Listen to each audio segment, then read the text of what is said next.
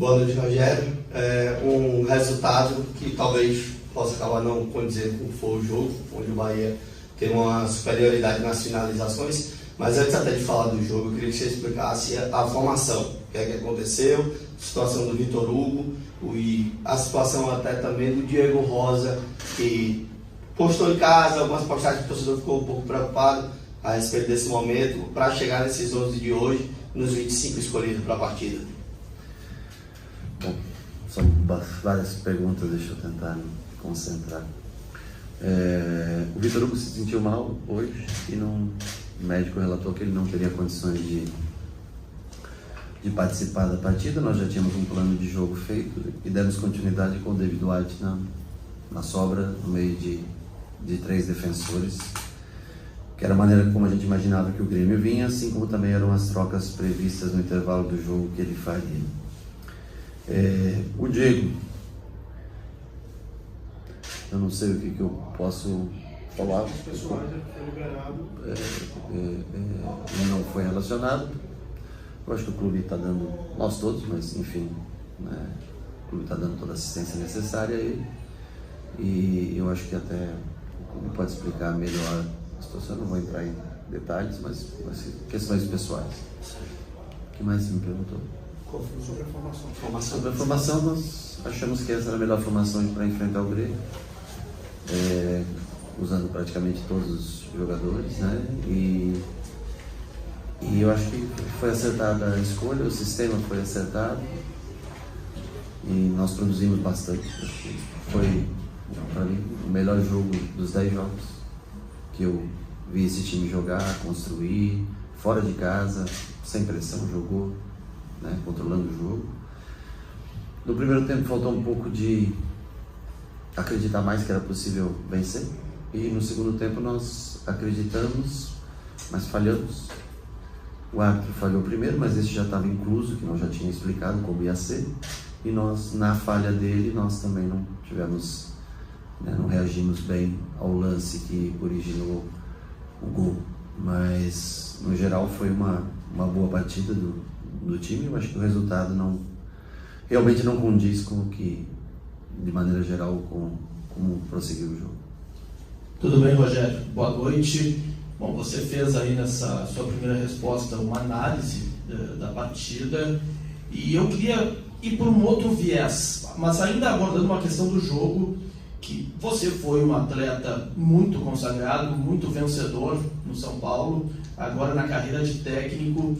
Eu queria que você falasse do Soares, que ele acabou decidindo o jogo hoje, e para você, qual é a importância de ter um jogador dessa qualidade e dessa experiência de tantos títulos mundiais jogando um campeonato brasileiro pelo Grêmio? Eu acho que ele é um jogador especial, sem dúvida nenhuma.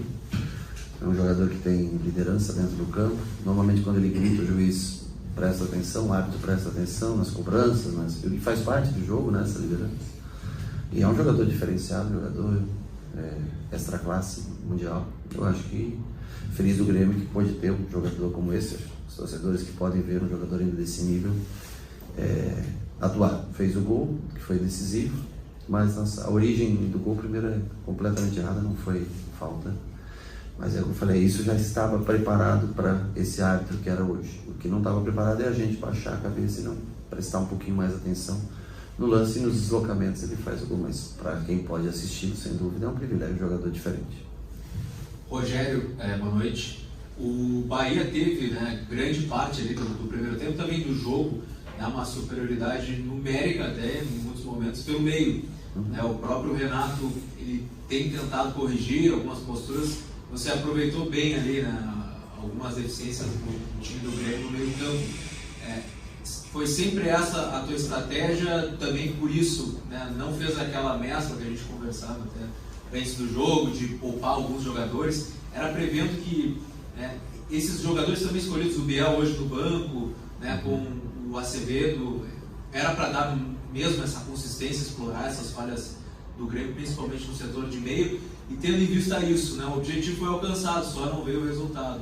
Mas que o resultado é bastante, né, do jogo, né? Ele diz muito, né? Nós mesmos não jogamos, fizemos jogos abaixo, mas conseguimos vencer Hoje nós fizemos um jogo acima e não levamos o resultado. Mas nós conseguimos envolver, acho que o Grêmio, mesmo na troca do segundo tempo, tirando um zagueiro. Primeiro nós arriscamos, achando que o Grêmio vinha com os 3 zagueiros, né?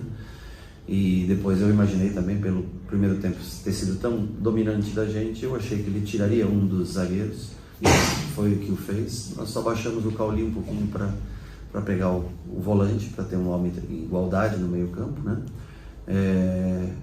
E eu acho que a gente teve uma grande oportunidade de sair daqui vitorioso. Eu acho que nós temos que dar... Eles têm que acreditar cada vez mais neles dentro de um jogo. Às vezes a gente sai para jogar e porque é um time tão tradicional quanto o Bahia, ou um time como tem um jogador como o Soares, como você falou, de prestígio, e a gente deixa às vezes em alguns momentos de acreditar que é possível. E hoje era completamente possível. Eu escolhi hoje a melhor formação que eu tinha porque eu via que era completamente possível vencer o jogo de hoje. Eu acho que os números dizem que eu estou falando para você das possibilidades. Nós cometemos um pequeno deslize, mas como conjunto, como jogo, não posso negar aqui que nós fizemos uma ótima partida. Agora, o resultado não vem aí, fica só na estatística aí o grande jogo e não mexe na tabela de classificação que para nós era importante no dia de hoje. Professor, fazendo pergunta sobre 2 jogadores na tua lista de relacionados, a ausência do Gilberto é por suspensão. Qual é a situação do André, o garoto que teve um contrato renovado até 2027, seleção sub-20 até pouco tempo, porque a falta assim do André, que já aconteceu há um tempo antes até de tua chegada, porque não está entre os relacionados, e no jogo de hoje, porque somente aquelas 3 mudanças aos 41 e não uma escolha por um Ademir que vinha entrando nos jogos? Bom, primeiro que o jogo hoje ele não vai mais até 45, ele vai até 50, 55, dependendo de onde é o jogo, o adversário, o árbitro, ele caminha de uma maneira... Hoje até foi pouco acréscimo, né? Porque o time da casa vencia, então foi pouco acréscimo. Mas o jogo ele tem, era para entrar aos 39, foi um lance que se prorrogou, demorou um pouquinho mais. Nós fizemos as substituições de acordo com como a gente pensava. O Marcos Vitor, para dar um pouco mais, é um jogador que tem melhor condução, saiu de jogo, o Rezende pelo outro lado, arriscando deixar só o Gabriel, o David estava um pouco sem ritmo, não jogava há bastante tempo, e empurrada aí o Jacaré como ponta, né? E o Juba também como praticamente 2 alas quase bem espetados à frente, Terratão e Everaldo dentro da área, tentando controlar o meio com o Tassiano, com o Biel e com o Nico, né?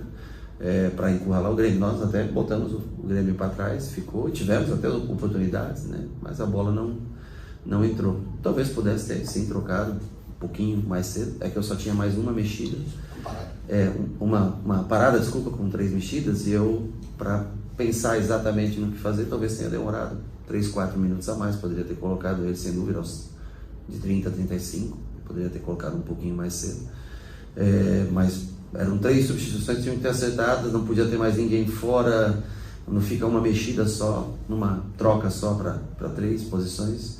Então demorou um pouquinho, mas mesmo assim, o jogo foi, teve 10 minutos nessa formação, poderia ter tido 15, 16 minutos nessa formação, para tentar encurralar ainda mais o Grêmio e tentar sair daqui. Eu acho que na formação inicial já era, eu acho que nós podemos ter vencido com a formação que foi inicial. Sobre o André, é um garoto que vem treinando, como nós escolhemos fazer o 3 zagueiros hoje, o Jacaré também já fez essa função, vocês mesmos, né? Ele fez essa função muitas vezes, então nós achamos que para ser o Cicinho é um jogador bem equilibrado, e o Jacaré poderia ser até mais, né, ofensivo, ou cumprir mais ou menos a mesma função do Cicinho, por isso a opção em trazer o Jacaré para jogar de ala hoje pelo sistema de 3 zagueiros. Rogério, uma atuação como essa hoje, mesmo com derrota, você fez muitos elogios à atuação hoje do Bahia aqui contra o Grêmio, ela te dá a tranquilidade, ela te dá a confiança de que o Bahia ele vai caminhar passos largos para uma vaga de Copa Sul-Americana, ou ainda você teme o rebaixamento até pela pontuação na tabela? Não, sobre temer, nós temos que ser sinceros, nós estamos com 37 pontos, já com o jogo feito na rodada, né? O Vasco tem 34, pode chegar aos mesmos 37, a gente ainda se mantém na frente, mas cada jogo é uma história. A referência de hoje não quer dizer que no próximo você jogue bem. E nem jogar bem significa ter o resultado, porque nós não jogamos tão bem contra o Fluminense e vencemos.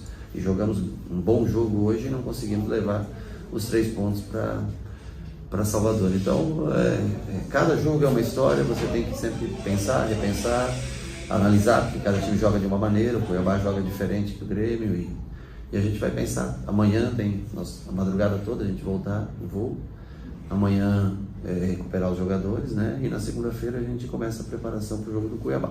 E eu acredito muito que nós temos condições, sim, de sair dessa situação. Chegar ao Sul-Americano ou não, isso aí vai ser uma consequência.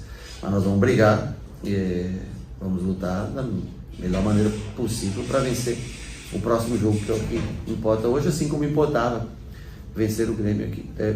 Ao menos ficou claro para eles que era possível. Não conseguimos a execução, né? Final, não conseguimos levar os 3 pontos. Mas ficou claro da possibilidade de vir aqui e jogar em determinados momentos bastante superior, outros de igual para igual. E lógico também sofrendo alguma outra finalização, algum outro espaço que o Grêmio tem qualidade para isso.